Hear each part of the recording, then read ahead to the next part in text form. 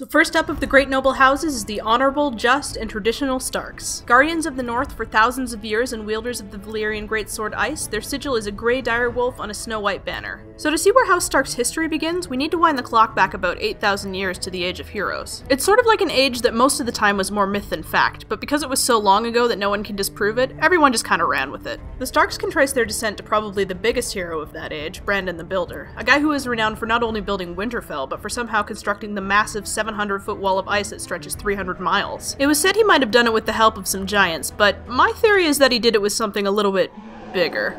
Anyways, after Brandon the Builder, there was a long line of Starks that ruled as the kings in the north, all the way up until 300 years ago when King Torrhen Stark bent the knee to Aegon Targaryen. After Aegon united the Seven Kingdoms under one crown, he rewarded the Starks' peaceful cooperation by letting them remain lords of their region. Flash way forward to the time of Robert's Rebellion, and we have the current ruling Stark, Lord Rickard, father of Ned Stark. After a failed attempt to retrieve his kidnapped daughter Lyanna from Aerys Targaryen and his son Rhaegar, Rickard and his oldest son Brandon were brutally murdered, leaving his second son Ned as the heir to the north. Tragedy didn't end there for Ned either, because soon after he lost his sister Lyanna to mysterious causes as well. After Aerys and Rhaegar were slain, Ned returned home from the war with his bastard son Jon and settled down with his wife Catelyn and eventually their 5 children Robb, Sansa, Arya, Bran, and Rickon. Each of Ned's children either possesses or has possessed a direwolf, which has a few differences from regular wolves, the biggest being that they're roided up to be almost the size of horses when they're fully grown. There's Robb's wolf Greywind that he always takes with him into battle, Sansa's wolf Lady that was sadly executed, Arya's wolf Nymeria that's been on the lam somewhere in the Riverlands, Bran's wolf Summer that he's slowly been realizing he has a greater connection with, Rickon's aggressive wolf Shaggy Dog, and Snow's albino wolf Ghost that he took with him to the wall. It's hard to say who's my favorite out of House Stark because they're all pretty developed, but my personal favorites would have to be either Robb or Sansa, mostly because they're both so fallible. My least favorite member of House Stark would have to be Arya, for all the reasons I listed in my other video here.